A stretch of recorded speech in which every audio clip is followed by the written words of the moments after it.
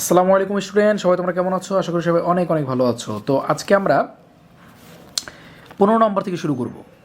আমরা গত ক্লাসে করেছিলাম হচ্ছে 14 তারিখ পর্যন্ত, তাই না? স্বপনের নিকট মাল বিক্রয় এই পর্যন্ত আমরা করেছিলাম।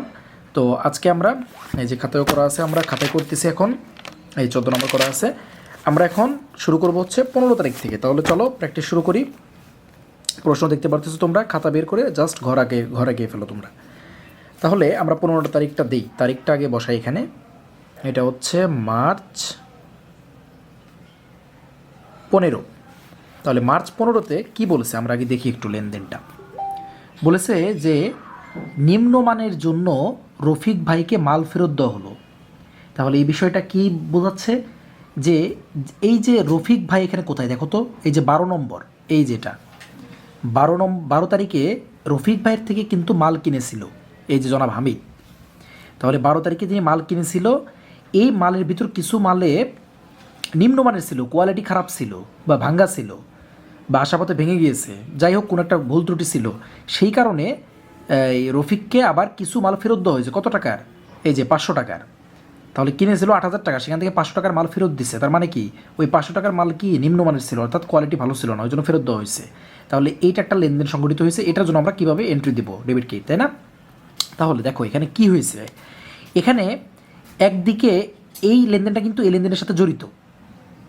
স্টুডেন্টস খেয়াল করো ভালোভাবে, এই লেনদেনটা কিন্তু এই যে লেনদেনের সাথে জড়িত, এটা জন্মই হতো না যদি এই লেনদেনে জন্ম না হতো। এই যে ক্রয় করছি তারপরে কিন্তু ক্রয় ফেরতের ব্যাপারটা আসছে। এটা আমরা কিন্তু ক্রয় ফেরত বিক্রয় ফেরত এই যে এইটা নিয়ে যে ভিডিওটা করেছি আমরা একদম ডিটেলসে, একদম ফুল ডিটেলস আলোচনা করেছি, একদম অল ক্লিয়ার হয়ে যাবে। আর তোমরা যদি ওটা দেখে থাকো তাহলে তো ইনশাল্লাহ এখন সমস্যা হবে না এটা। তাহলে আমরা যখন কিনেছিলাম তখন আমাদের ব্যয় বেড়েছিল, এখন ক্রয় করে আবার ফেরত দিছি, তাহলে ওই মালটুকুর জন্য তো আমার টাকা তাকে দিতে হচ্ছে না, ঠিক কিনা? ধারে কিনেছিলাম কিন্তু এটা দেখো, কোনো নাম যদি থাকে তাহলে সেটা ধারে কিনা হয়। তাহলে ওই ব্যয়টুকু কিন্তু আমার কমে গেল, যে 500 টাকার ব্যয়টুকু কিন্তু কমে গেল। এই টাকাটা আমাকে আর তাকে পরিশোধ করতে হবে না, কারণ আমি তো পণ্য নেইনি, তাকে ফেরত দিয়ে দিচ্ছি নিম্নমানে হওয়ার কারণে। তাহলে ব্যয়টা কমলো। তাহলে ব্যয় যদি কমে তাহলে কি হয়? ক্রেডিট হয়। এখানে ব্যয়ের নামটা কি, তাই না? এখানে ব্যয়ের নামটা কিন্তু ক্রয় না, কারণ ক্রয় করলে তো ব্যয় বাড়ে আমরা জানি, বাট এখানে ব্যয়টা কমেছে কি কারণে? ক্রয় করে ফেরত দেওয়ার কারণে, সিম্পল। তাহলে ক্রয় ফেরত এই হিসাবটা হচ্ছে কি হবে? ক্রেডিট হবে। যেহেতু ব্যয় কমলে, ব্যয় বৃদ্ধি পেলে ডেবিট হয়, কমলে কি হয়? ক্রেডিট হয়। এখানে ব্যয় কোনটা? ক্রয় ফেরত। তাহলে ক্রয় ফেরত হিসাব ক্রেডিট। অন্যদিকে আর কী হয়েছে? এই যে ধারে কিনেছিলাম আমরা, দেখো বারবার কিন্তু আমাদেরকে এই 15 তারিখ থেকে 12 তারিখে ফিরে যেতে হচ্ছে। কী জন্য? কারণ এটার সাথে এটা ইন্টার রিলেটেড। আবার ধারে বিক্রি এবং বিক্রয় ফেরত এটাও কিন্তু ইন্টার রিলেটেড। আমরা ওই ভিডিওতে খুবই ডিটেলস আলোচনা করেছি। তাহলে দেখো, আমরা যখন কিনেছিলাম ধারে পণ্য এই রফিকের কাছ থেকে, তখন কিন্তু সে আমার পাওনাদার বেড়েছিল, মানে সে আমার কাছে টাকাটা পাবে।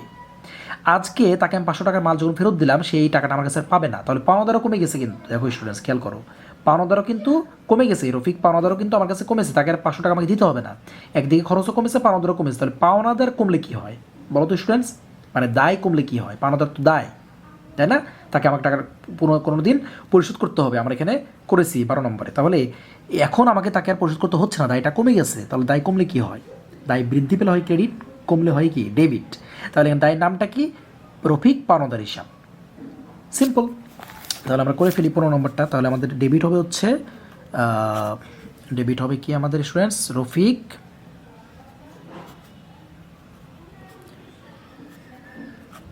রফিক আমরা ব্র্যাকেটে পাওনাদার, দেন আমরা লিখব হচ্ছে হিসাব ডেবিট। আর ক্রেডিটটা কী হবে তাহলে? ক্রয় ফেরত হিসাব। কারণ এখানে আমাদের কিন্তু ব্যয়টা কমে যাচ্ছে, এবং কমাচ্ছে কে? কোন হিসাবটা? এই যে ক্রয় করে ফেরত দেওয়ার কারণে। তাহলে এটা হচ্ছে ক্রেডিট। কত টাকা? 500 টাকা। তাহলে আমরা টাকার অ্যামাউন্টও লিখে ফেলি এখানে, ডেবিটে 500, ক্রেডিটে 500। শেষ। নেক্সট লেনদেন আমরা চলে যাই 18 তারিখ। 18 তারিখ কী বলো স্টুডেন্টস? দেখো, স্বপনের নিকট থেকে মাল ফেরত আসলো।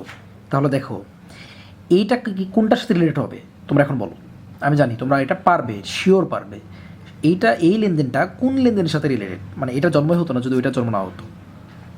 এই যে এটা আমরা মাল বিক্রি করেছিলাম স্বপনের কাছে, এবং সেই বিক্রি করা মাল আমরা যেমন ফেরত দিয়েছি যে রফিকের কাছ থেকে কিনে, তেমনই তো স্বপনও আমাদের কাছ থেকে কিনেছে।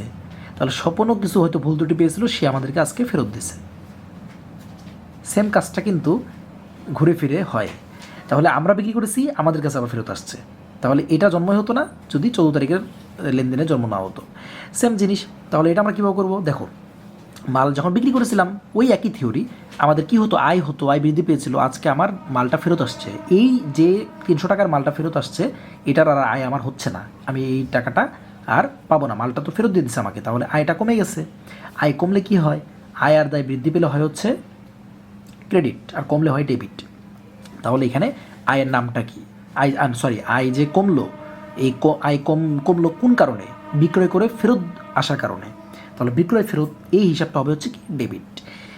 অন্যদিকে আমরা যে স্বপনের নিকট মাল বিক্রি করেছিলাম ধারে, এটা তো ধারে, তাই না? কেন ধারে? আমরা গতকাল আলোচনা করেছি। তাহলে এ নিয়ে একটা ভিডিও বানাবো আমি ইনশাল্লাহ তোমাদের ক্লিয়ার করার জন্য।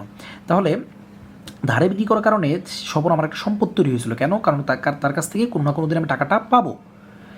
তাহলে দেনাদার হিসাব, তাহলে স্বপন দেনাদার হিসাব আমার একটা সম্পদ হয়েছিল। আজকে এই টাকাটাকে আমি পাবো আর না পাবো না, কারণ এই টাকার তো এই টাকার পণ্য তো আমাকে ফেরতই দিয়ে দিল।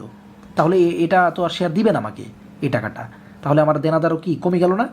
দেনাদার কমে গেলে কি হয়? মানে সম্পদ, দেনাদার তো একটা সম্পদ, সম্পদ কমে গেলে কি হয়? ক্রেডিট হয়। তাহলে এখানে দেনাদার হিসাব ক্রেডিট, আর বিক্রয় ফেরত হিসাব কী হবে? ডেবিট। তাহলে চলো আমরা লিখে ফেলি। মার্চের কেন হবে হচ্ছে মার্চের 18 তারিখ, আমরা এখানে একটা দাগ দিয়ে দিই সেপারেট করার জন্য। আমাদের বিক্রয়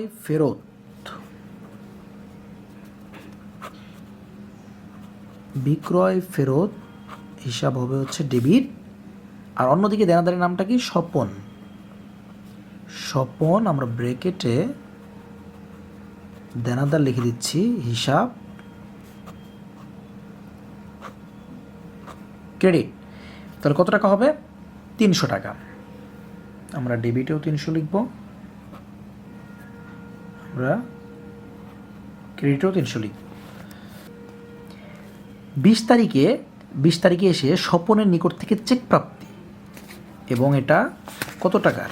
আমরা টাকার অ্যামাউন্টটাও দেখি। স্বপনের নিকট থেকে চেক প্রাপ্তি কত? 3000 টাকা। তাহলে আমরা একটু খেয়াল করি যে স্বপনের কাছে বিক্রি করেছিলাম কত টাকার? 5000 টাকা, তাই না?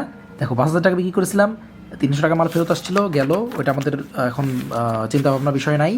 এখন চিন্তাভাবনার বিষয় হলো ওই যে স্বপনের কাছে বিক্রি করেছিলাম, এই জন্য আমি ওই বিষয়টাই গেলাম তোমাদের বোঝানোর জন্য যে বিক্রি করলে আমরা কী পাই? টাকা পাই। অনেক সময় কী করে, অনেকে টাকা দেয়, চেক দেয়, যে চেক দিয়ে দিলাম, তুলে নিয়েন টাকাটা। তাহলে এই ব্যক্তি, এই দেনাদার আমাদের কী করেছে?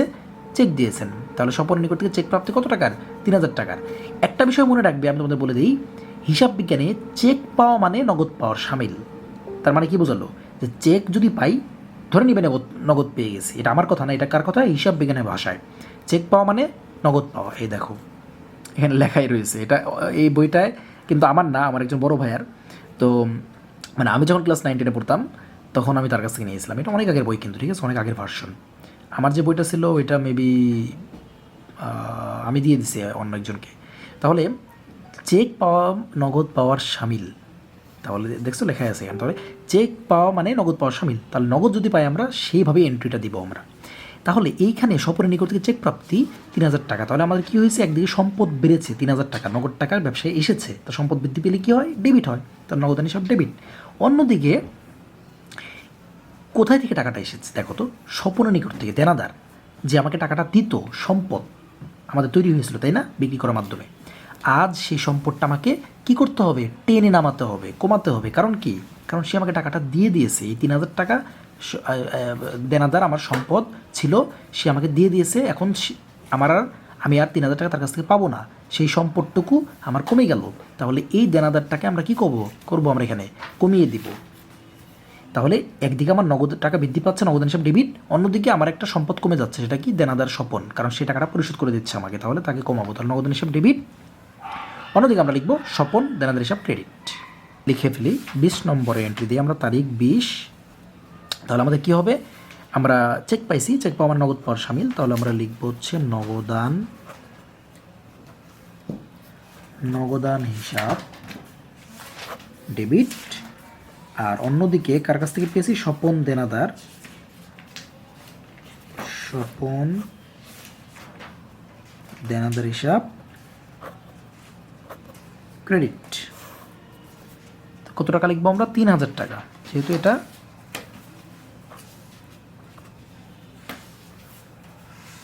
3000 টাকা। চেক পাওয়া মানে নগদ পাওয়ার সামিল, এটা তোমরা ভেবে নেবে।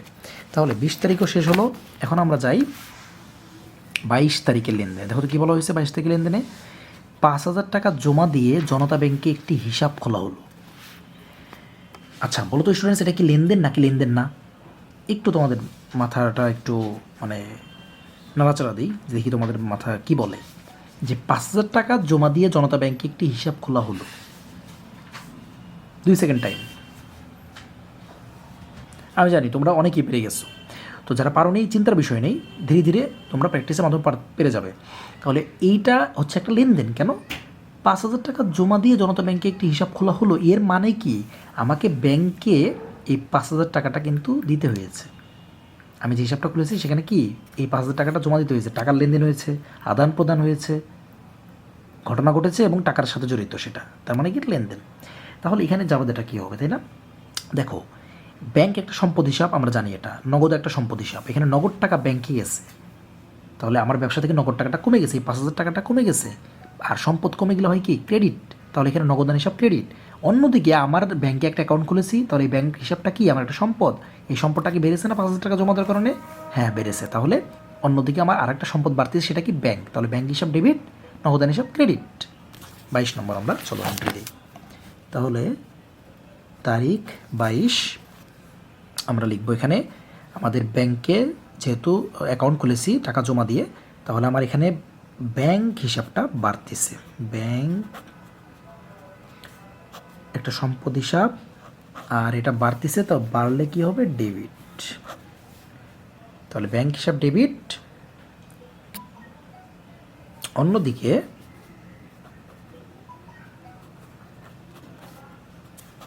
নগদান হিসাব ক্রেডিট।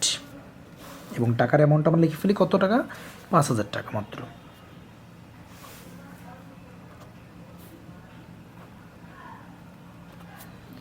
টাকা। এবার চলো আমরা নেক্সট লেনদেনে চলে যাই। 22 তারিখ শেষ, 24 তারিখে এসে কী বলা হয়েছে দেখো তো স্টুডেন্টস? ক্রয়কৃত মালামাল দোকানে আনার জন্য গাড়ি ভাড়া দেওয়া হলো 200 টাকা। খুবই সিম্পল, জাস্ট একটু থিঙ্ক করো যে ব্যাপারটা কী ঘটেছে এখানে। আমরা যে মালটা কিনি দোকানে আনার জন্য, দোকানে বেচার জন্য, সেই মালটা কিনে যে দোকানে আনবো, হয়তো ভ্যানে আনছি, না হলে ট্রাকে আনছি, না হলে অন্য কোনো মাধ্যমে, ওই যে ভাড়াটা দিতে হয়েছে গাড়িটার, সেটার জন্য 200 টাকা দেওয়া হয়েছে। তাহলে এটা একটা প্রথম দৃষ্টিতে এটা একটা কি? খরচ, ঠিক না? গাড়ি ভাড়া দেওয়া হয়েছে, তাহলে খরচ বৃদ্ধি পেলে কী হয়? ডেবিট হয়। এখানে খরচের নামটা কি? পরিবহন খরচ, ক্রয় পরিবহন।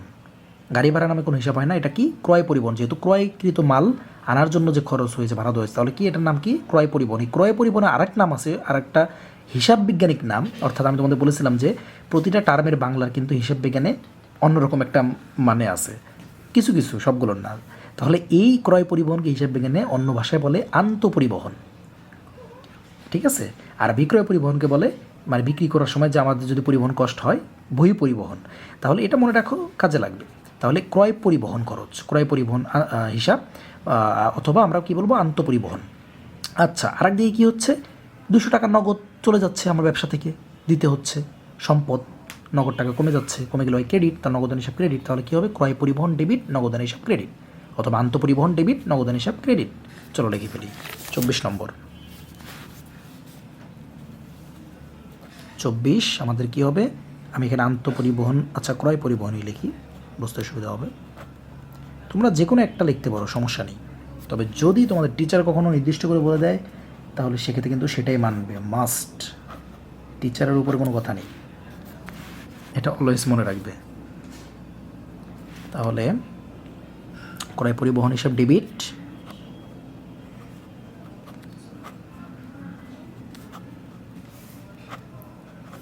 নগদান হিসাব ক্রেডিট। কত টাকা? আমাদের এখানে হয়েছিল হচ্ছে 200 টাকা, রাইট। তাহলে আমরা এখানে 200 লিখে ফেলব। ওকে স্টুডেন্টস, তাহলে চলো আমরা নেক্সট লেনদেনে চলে যাই। সেটা হচ্ছে 25 তারিখ। এই যে কমিশন পাওয়া গেল কত টাকা? 100 টাকা। আচ্ছা, কোনো কিছু পেলে আমাদের ব্যবসায় কী হয়? আয় হয়। তাহলে এখানে কমিশন যে পেয়েছি আমরা, কমিশন পাওয়ার ফলে আয় হয়েছে, আয় বৃদ্ধি পেয়েছে। আয় বৃদ্ধি পেলে কী হয়? আয় আর দায় বৃদ্ধি পেলে হয় হচ্ছে ক্রেডিট। তাহলে এখানে আমাদের এই আয়ের নামটা কি? প্রাপ্ত কমিশন। স্টুডেন্টস দেখো, প্রাপ্ত, প্রাপ্য, প্রদেয়, প্রদত্ত, আমরা কিন্তু এগুলো খুব ক্লিয়ার, এখন একদম ভালোভাবে ক্লিয়ার। আমরা সম্পূর্ণ একটা ভিডিওতে আমরা এটা ডিটেলস আলোচনা করেছি। এইখানে প্রাপ্ত কমিশন, কেন প্রাপ্ত কমিশন? কারণ কমিশনটা আমরা হাতে পেয়ে গেছি। তাহলে প্রাপ্ত বলতে আমরা বুঝছিলাম কি?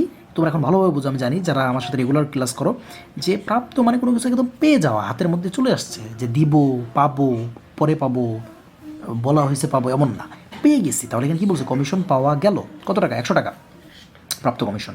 তাহলে প্রাপ্ত কমিশন এখানে আমাদের কী হচ্ছে? আয় বৃদ্ধি পেলে হয় ক্রেডিট, আয় বৃদ্ধি পেলে হয় ক্রেডিট। তাহলে প্রাপ্ত কমিশন কী হবে? ক্রেডিট। অন্যদিকে কী পাইছি? নগদ টাকা, নগদ টাকা ব্যবসায় আসছে, তার মানে সম্পদ বৃদ্ধি পাইছে, তাই না?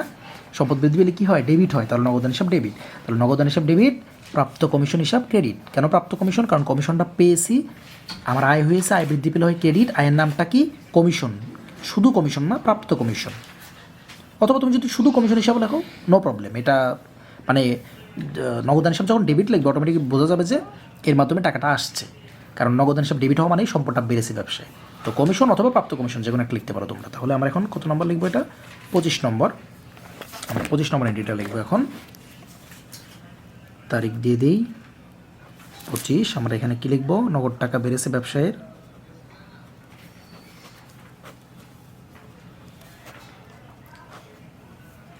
নগদান হিসাব ডেবিট। এরপরে আমাদের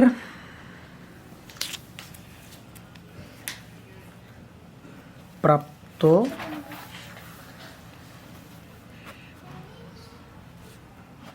কমিশন হিসাব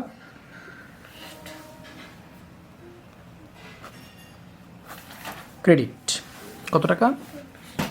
100 টাকা।